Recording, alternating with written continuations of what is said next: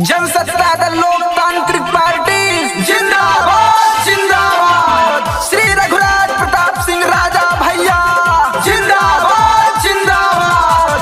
गोपाल भैया जिंदाबाद जिंदाबाद। विनोद सरोज जिंदाबाद जिंदाबाद। हरिओम श्रीवास्तव जिंदाबाद जिंदाबाद। डब्बू सिंह जिंदाबाद जिंदाबाद। बबलू सिंह जिंदाबाद जिंदाबाद। राजा भैया जिंदाबाद जिंदाबाद। जी हाँ दोस्तों, मैं आपका भाई अवधि भोजपुरी गायक विकास पांडे बहुत ही युवा अतुल सिंह राणा सरकार का सेवक सरकार के सम्मान में उत्तर प्रदेश की जनता के पास भेज रहे हैं एक प्यारा सा गीत। आसरा म्यूजिक। श्री रघुराज प्रताप हो सीएम कहती जनता सारी। जनसत्ता दल लोकतांत्रिक पार्टी की तैयारी। आई आई आई आई राजा भैया की अब बारी।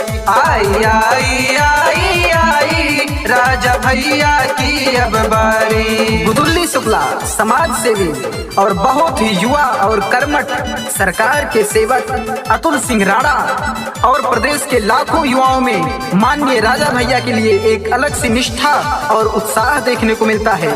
और यह निश्चित है कि 2022 में प्रदेश में एक अलग सी क्रांति आएगी और निश्चित ही जनसत्ता दल लोकतांत्रिक पार्टी और राजा भैया की सरकार आएगी।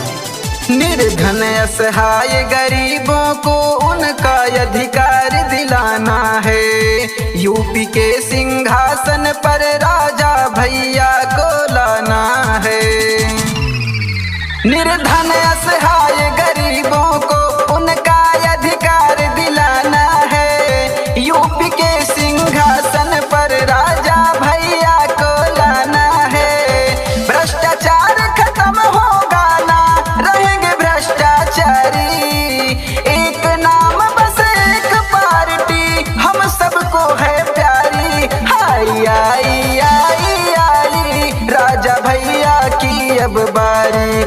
आई आई आई आई राजा भैया की अब बारी। उत्तर प्रदेश के हर गरीब युवा, बेरोजगार, मजदूर और किसानों की समस्याओं को देखते हुए माननीय राजा भैया एक ऐसे व्यक्तित्व जिनके चेहरे पर इन सबों के लिए कुछ करने का जज्बा और जुनून दिखता है। आज हर युवाओं और गरीब किसानों को राजा भैया से उम्मीद और बहुत ही आस है।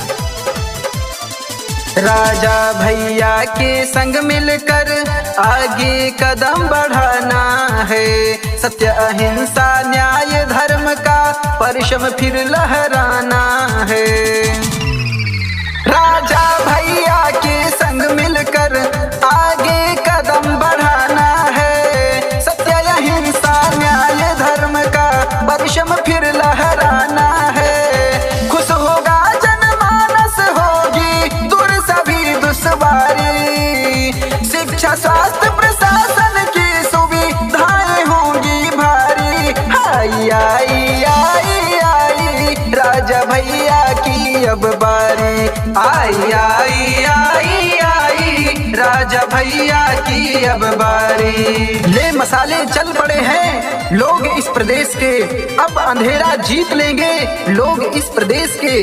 पूछती है झोपड़ी और पूछते हैं खेत भी, कब तलक लुटते रहेंगे लोग इस प्रदेश के। राजा भैया जी के गौरव मान व सम्मान हित अब लड़ाई लड़ ही लेंगे लोग इस प्रदेश के। अब लड़ाई लड़ ही लेंगे लोग इस प्रदेश के।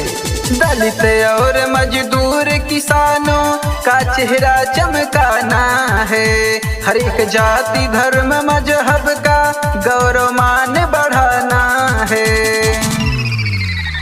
दलित और मजदूर किसानों का चेहरा चमकाना है। हर एक जाति धर्म मजहब का गौरव मान बढ़ाना है। गोपाल भैया अतुल अजीत अन्नू सिंह की तैयारी। कहें विकास पांडे कुलदीप होगी विजय हमारी। आई आई आई आई राजा भैया की अब बारी। आई आई आई आई राजा भैया की अब बारी। आई आई आई आई राजा भैया की अब बारी। आई आई आई आई राजा भैया की अब बारी।